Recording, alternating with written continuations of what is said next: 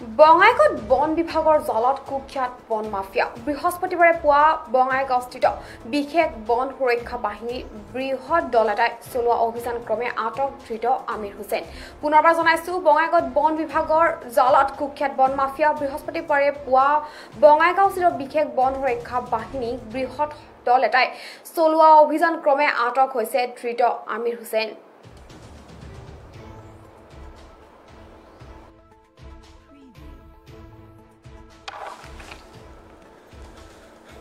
বঙাইগাঁৱত বন বিভাগৰ জালত কুখ্যাত বন মাফিয়া দীৰ্ঘদিন ধৰি বন বিভাগৰ মূৰৰ কামোৰণি বন মাফিয়া আমিৰ হুছেইন আটক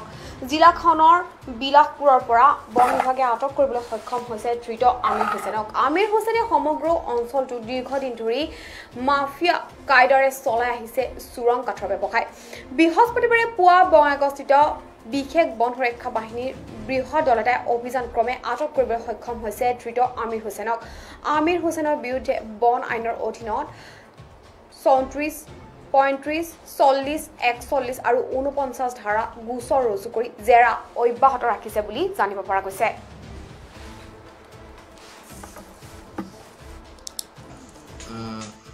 ২৭/১০/২০২০ তাৰিখে ৰাতিপুৱা ৬ মান বজাত আমি বিলাসপুৰৰ বগুলামাৰী অঞ্চলত আমি ৰেড কাৰ্য কৰোঁ আৰু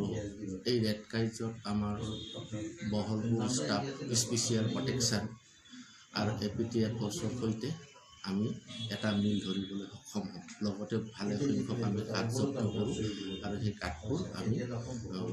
হাই ভেলী ডিভিজন প্ৰটেকশ্যন অফিচত লৈ আহোঁ ইয়াৰ পিছত আমি অনুসন্ধান কৰি সেই সময়ত আমি অনুসন্ধান কৰি গম পাইছিলোঁ যে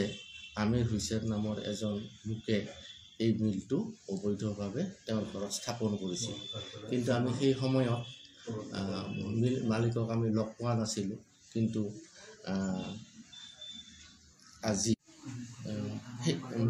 মিল সংক্ৰান্তত আজি পুৱতি নিশা আমি উক্ত মানুহজনক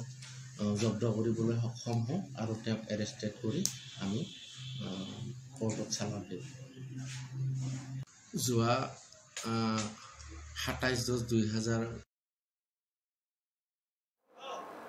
আৰু ইয়াৰ লগে লগে ষ্টুডিঅ' মজিয়া বিদায় লৈছোঁ পৰৱৰ্তী খবৰৰ বাবে চাই থাকিব আপোনালোকৰ প্ৰিয় চেনেল PI নিউজ ধন্যবাদ